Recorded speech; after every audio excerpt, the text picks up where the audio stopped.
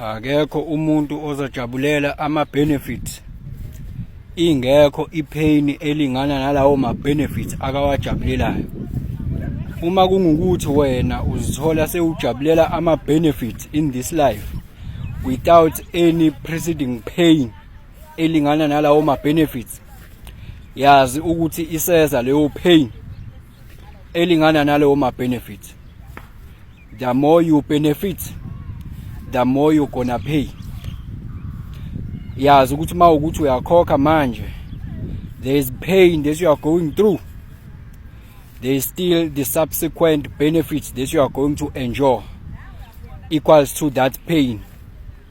Akekho umuntu ozo enjoya ama-benefits without ukukhokha. Omunye uzozibuza ukuthi pho laba abaqhamuka sebezalelwe emndenini e-right, bona sebethengelwe imoto, sebefunde ezikoleni zomntakabani, bakhokhe nini labo noma basazokhokha na? Ithi answer, angithi uyazi ukuthi ayikho into efayo la emhlabeni, more especially umuntu njengoba eyisoul akafi. So potentially kwi previous lifetime lo muntu wakhokha ekhokhela lama benefits akawatholayo njengamanje. Nawe kungenzeka ukuthi uyakhokha manje, mhlambe uzobenefita in the next lifetime. Ngalesi sikhathi ubingelelo changes akasha uthi ngenzeka noma yini noma inini noma kanjani kunoma ubani, ngoba impilo isiyona lento ocabanga ukuthi iyona. Possibilities are infinite in the universe. Your own consciousness is your own limitation. Kukude lapho esisuka khona futhi kukude lapho esiya khona. Beka phansi umoya ungatatazeli, uyabona. Angithi phela life i-choice, angithi kuya ngama-choices. Kodwa nje wena into kumele uyazi ukuthi umthetho le ngikhuluma ngawo akuyona i-assumption. It's a law of rhythm on a physical plane. Uyazi ukuthi into iphose phezulu kumele ukuthi ibuye ngespeed esifanayo, more especially masiza phansi speed siya increase ukucompensate so that momentum will be equal. So angithi uyakwazi lokho.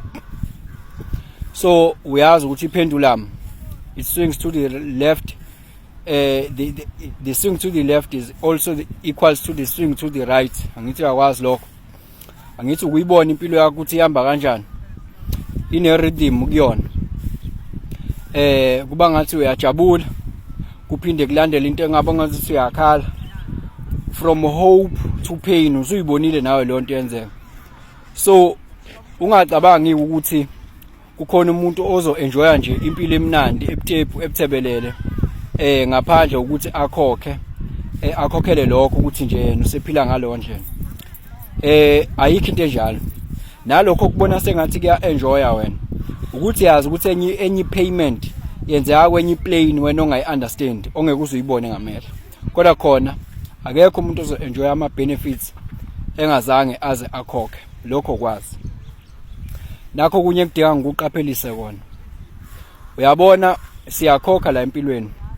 Njengamanje mina ziningi kakhulu izinto engazenza engayiqhenyi ngazo before ngibe spiritually awaken.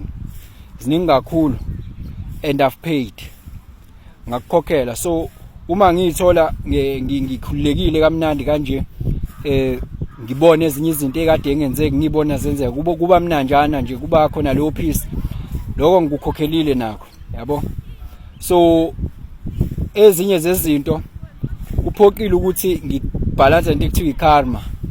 Ngibalance into ekuthiwa ikarma, indlela engizokwenza ngayo ngibe very aware and conscious. Ngoba izinto ziya counter kunento ekuthiwa i-law of counterbalancing, yabo, or the law of compensation. So ukuthi uzo counterbalance lokho okwenzile, yabo. Uzo counterbalance those terrible things that you did. When you are awakened, you're gonna counterbalance by your actions, yabo, that are opposite to those actions that you did, yabo.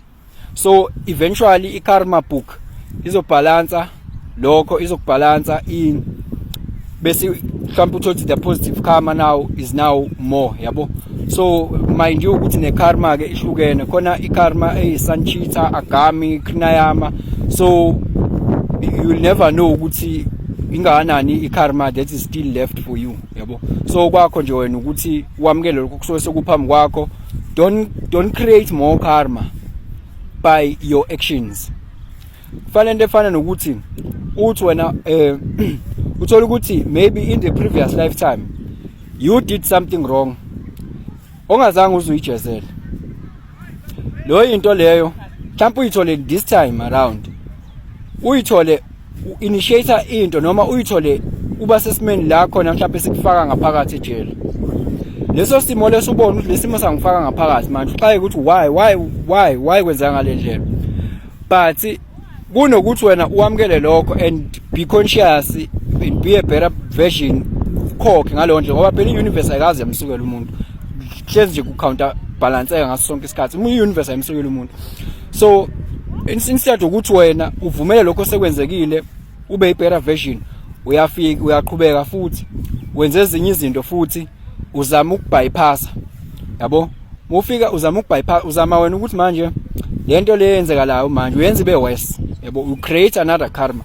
lento ifana nokuthi usufikile ngaphakathi kunokuthi ube better version ufika wena usijoin indaba zenombolo ugwaza abantu futhi you are creating more karma futhi angithi so your life eventually because at some point kumele ukuthi uvuka ngithi kumele ukuthi ubuyele back to the spiritual domain ube highly conscious so we are creating more karma for yourself eventually even if it can take how many years eventually you're gonna wake up yabo even if you cannot wake up in this lifetime or you still create more karma but eventually you're gonna pay all your debt before you enjoy those benefits yabo so yazi ukuthi nama mhlawumbe uthatha something for someone or you find yourself enjoying nje but you never paid yabo and we are wenza lento kuthiwa we are creeper yabo we are creeper noma we are manipulator noma we are bypasser ushaya shortcuts and then you enjoy those benefits eventually you're still gonna pay phela because they did not come genuinely. What have you enjoyed? What have you suffer for yourself to enjoy those benefits? Yabo? So ngiyizwa nje abantu bekhohlisa la bethi this is what they are going to do bafuna ukushaya ama shortcuts. That doesn't work.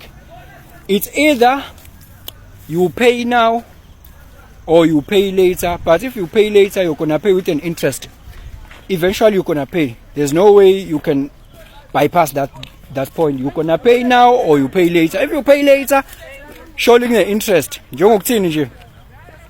Njengokuthi there are people who are enjoying the spiritual enlightenment, but they are using it against other people, those elites, ne?